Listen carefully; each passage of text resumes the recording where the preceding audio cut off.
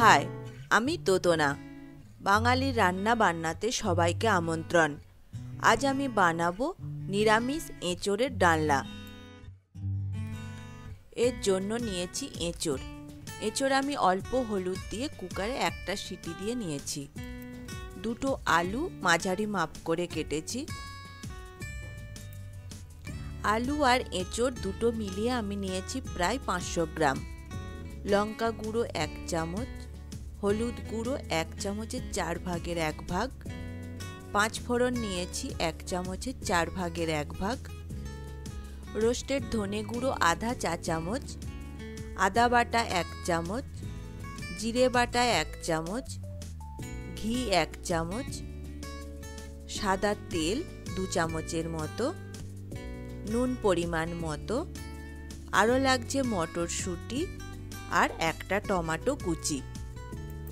প্রথমে এঁচোড় ভাজবো, তাই কড়াই গরম করে তেল দেব।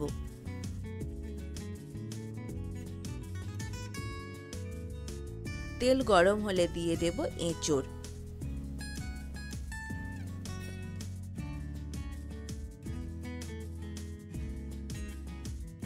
এঁচোড় ভাজা হয়ে গেছে, এগুলো তুলে নেব।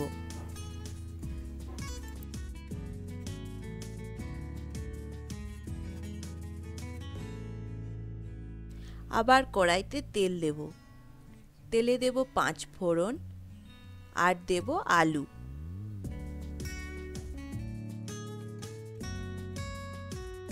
আলু লালচে করে ভাজবো।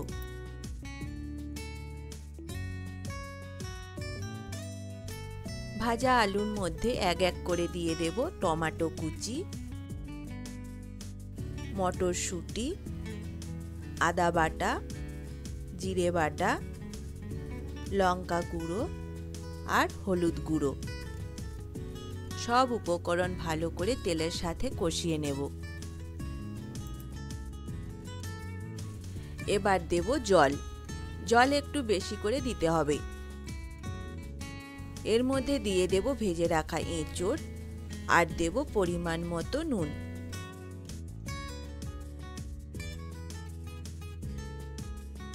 এবার এটা ঢাকা দিয়ে হতে দেব 20 মিনিটের মতো। 20 মিনিট পর ঢাকা খুলে নেব।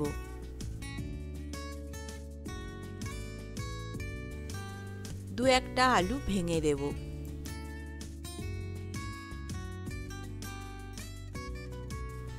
আপনারা চাইলে মনের মতো গ্রেভি রাখতে পারেন।